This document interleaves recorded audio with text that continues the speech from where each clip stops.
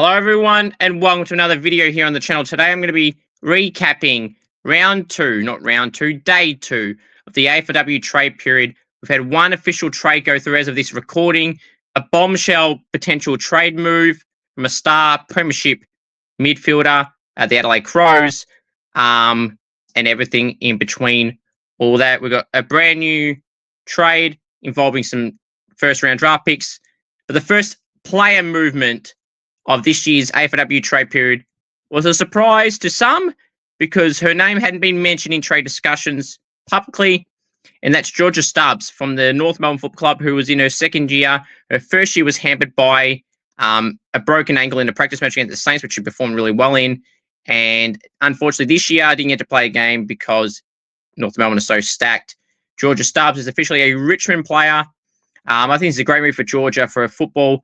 North Melbourne have done so well for her, clearly, into the development and everything like that, and through rehab, through their injury in the first year. But she's good enough to be playing AFLW footy, and Georgia will get that opportunity at the Tigers to play alongside Mon Conti and Ellie McKenzie, Ellie Dalloway, etc. That midfield brigade. She's a good midfielder. She had about 14, 16 disposals in a practice match against Essendon this year, playing in the midfield when a few of the star players weren't playing or not playing midfield. So Georgia has what it takes to play at AFLW level. Georgia Stubs is officially a Richmond player, and that move saw Georgia go to the Tigers along with 2026 fourth rounder, and North Melbourne get a future fourth. Well done, Georgia, really well deserved, and I know she'll take this opportunity. One to watch for next season in terms of the trade recruits. Obviously, there'll be some other good players coming in to other clubs also, along with Georgia, but Stubbs is one to watch out for next year. When given the opportunity, I think she'll take it. She had to bide her time for North. She'll get that opportunity at the Tigers, who, in a lot of a different phase at the moment. So well done, Georgia. Hopefully it goes well. Hopefully you go well at the Tigers. Another trade that happened was North Melbourne traded pick 19 along with their future second to Carlton for next year's first rounder and a third rounder next year. So futures and pick 19 involved, but first round picks involved. So North Melbourne essentially get a future first and third from Carlton. If Carlton were to finish around the sixth place on the ladder, they'd be like pick 12, depending on academies, of course, and a third round in like the 40s. I'd say, this makes sense for North. They got Chrissy Lee Weston Turner coming in as well. What's her draft value now? Was the former number one pick 2 years ago? Couldn't get a game regularly at the Bulldogs. Had some troubles as well. So maybe somewhere in the second round is around the mark for her, but North has traded out their future second. So maybe 19 is what gets it done for the Bulldogs. They've just cut their losses there. If they think they're getting anything better than that, they're kidding themselves. They wouldn't play their number one pick, so therefore they don't value her as a number one draft pick. It's simple as that. For the Roos, got tight list spots with Westo coming in. Stubbsy's gone out. Alice Slocum will likely go to the Eagles as well. Sarah Wright may retire.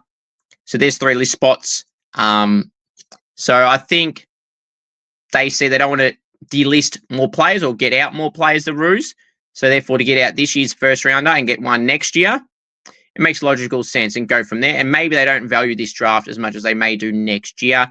And they may think that Carlton will drop further than they think they'll go. So it's an interesting pick swap. But like I said, North want to keep their players. So by trading current picks, it allows them to keep more players for this year that on the list, because Tessa Boyd is an injury replacement player as well. So if they keep her, they have to cut another one or trade out another one, or someone has to retire. Emma Carney and Kate Sheelaw, they may be going around again as of right now. So, the list spot's going to be open somewhere.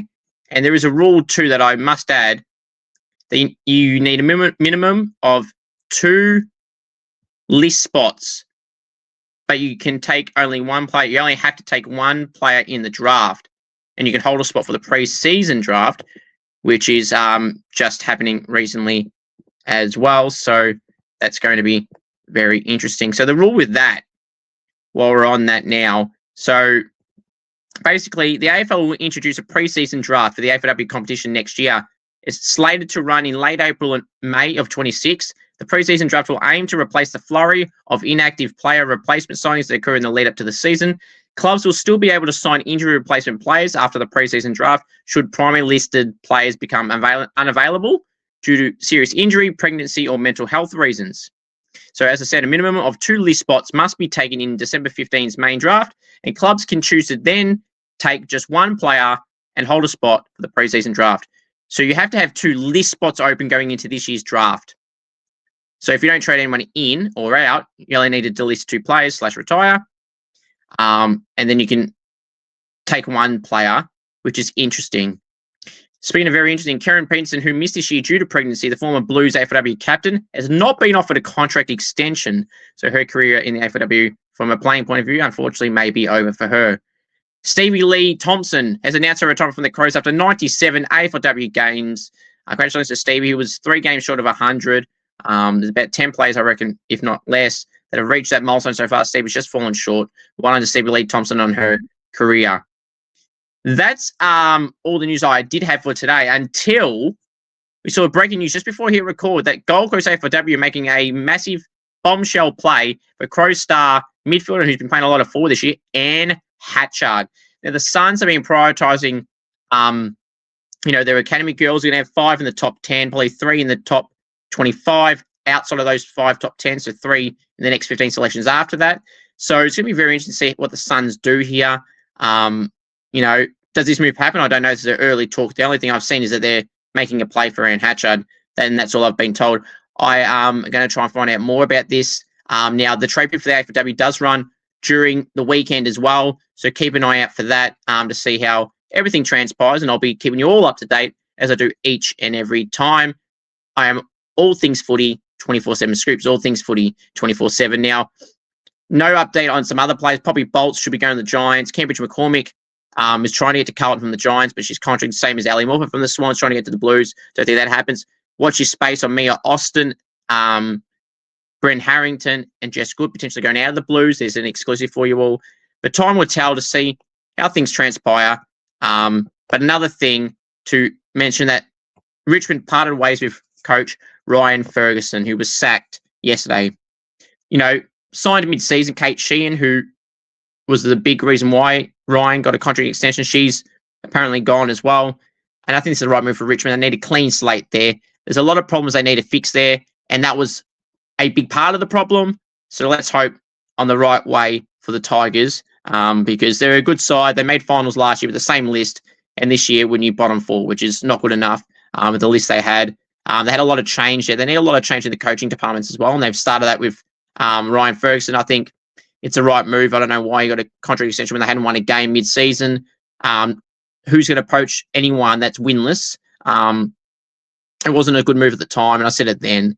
And now it's a right move, and they parted ways.